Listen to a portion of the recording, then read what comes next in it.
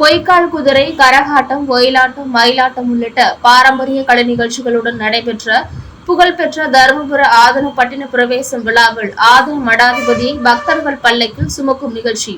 ஆயிரக்கணக்கான பக்தர்கள் பங்கேற்பு. மயிலாடுதுறை மாவட்டம் தருமபுரத்தில் 15ஆம் நூற்றாண்டை சார்ந்த சைவ ஆதன மடம் அமைந்துள்ளது.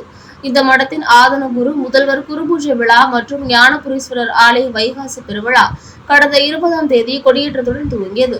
10 நாட்கள் ஆலய மற்றும் குருபூஜை விழாவும் நிறைவாக 11ஆம் நாளான நேற்று ஆதன மடாதிபதியின் பட்டின பிரவேசம் நிகழ்ச்சியும் நடைபெற்றது. அதன் முக்கிய நிகழ்ச்சியான சிவிகை பல்லக்கில் ஆதன கர்த்தரை சுமக்கும் நிகழ்ச்சி நடைபெற்றது.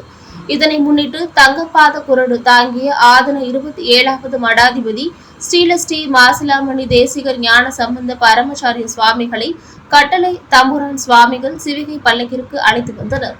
தொடர்ந்து பட்டின பிரவேசம் நிகழ்ச்சி துவங்கியது. யானைகள், ஒட்டகங்கள், குதிரைகள் முன்னே செல்ல மல்லாறு இசை நிகழ்ச்சியுடன் தருமபுர ஆதனத்தின் மடாதிபதி சிவிகை பல்லக்கில் 4 மாட வீதிகளில் வீதி உலா வந்தார். பக்தர்கள் மற்றும் பாதம் தாங்கிகள் வெள்ளி பல்லக்கில் அவரை அமர்த்தி பல்லக்கை சுமந்து வந்தனர்.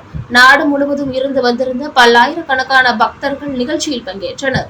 இதனை முன்னிட்டு பரதநாட்டியம், மல்லாறு இசை கச்சேரி, நாட்டுப்புற இன்னிசை கச்சேரி ஆகியவை நடைபெற்றது.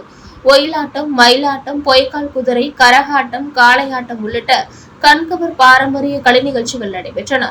தொடர்ந்து 4 மாட வீதிகளில் வழியே பல்லக்கு ஊர்வலம் நடைபெற்றது. வீடுகள் தோறும் விளக்கேற்றி வைத்து பொதுமக்கள் வழிபாடு செய்தனர். நிகழ்ச்சியில் மதுரை ஆதன மடாதிபதி, சூரியனார் கோயில் ஆதன மடாதிபதி உள்ளிட்ட மடங்களின் ஆதன கர்த்தர்கள், கட்டளை தம்புரான் சுவாமிகள் உள்ளிட்டோர் நிகழ்ச்சியில் பங்கேற்றனர். பட்டின பிரவேசம் நிகழ்ச்சியை தொடர்ந்து ஆதனத்திற்கு மீண்டும் எழுந்தருளிய மடாதிபதி ஸ்ரீலஸ்ரீ மாசிலாமணி தேசிகர் ஞான சம்பந்த பரமச்சாரிய சுவாமிகள் கெரம காட்சி நடைபெற்றது. நாடு முழுவதும் இருந்து வந்திருந்த ஆயிரக்கணக்கான பக்தர்கள் இந்நிகழ்ச்சியில் தரிசனம் செய்தனர். நிகழ்ச்சியை முன்னிட்டு மாவட்ட காவல்துறை கண்காணிப்பாளர் திருமதி வீணா தலைமையில் 250 காவல்துறையினர் பாதுகாப்பு பணியில் ஈடுபட்டிருந்தனர்.